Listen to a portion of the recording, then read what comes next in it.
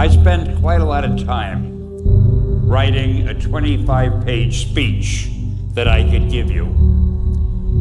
And as I looked at it, I said, would I want to hear this speech? So I tore it up. So I stand here now, defenseless, with nothing except to tell you, I think you're all great. The fact that you're taking the courses you're taking, you're trying to help, to add to what you already know, to make yourselves better workers, better contributors, and I think that's great. I think also that I'm not going to make a long speech, but I'm going to tell you, I was told to say an anecdote. Anecdotes are easy. So I thought to myself, what kind of anecdote can I tell these people who really have more important things to do? And I figured I'm going to tell you how Spider-Man came into being. It's a true story, although sometimes it's hard even for me to believe it.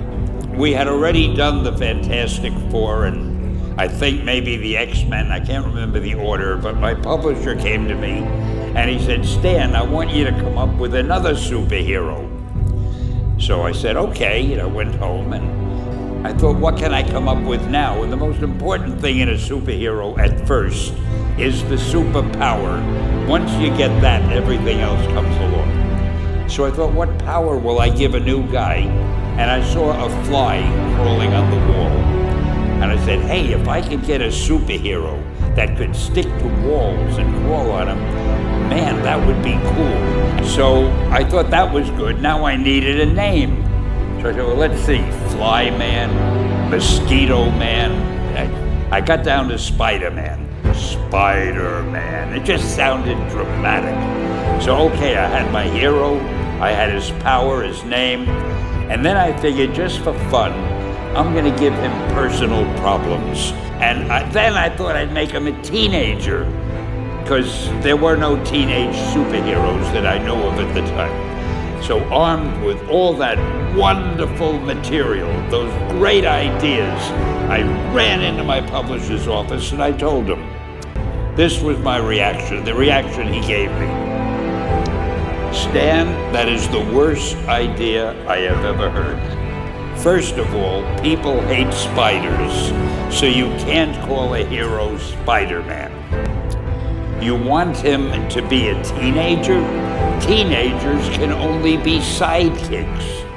And you want him to have personal problems? Stan, don't you know what a superhero is? They don't have personal problems.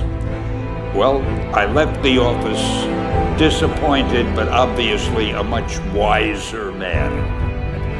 And I couldn't get Spider-Man out of my system.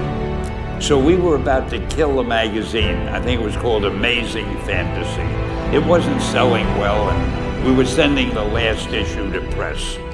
When you do the last issue of a magazine, nobody cares what you put in it because the book is dying. Just to get it out of my system, I put Spider-Man in Amazing Fantasy, featured him on the cover, forgot about it. A month later, all the sales figures came in. My publisher came racing into my office.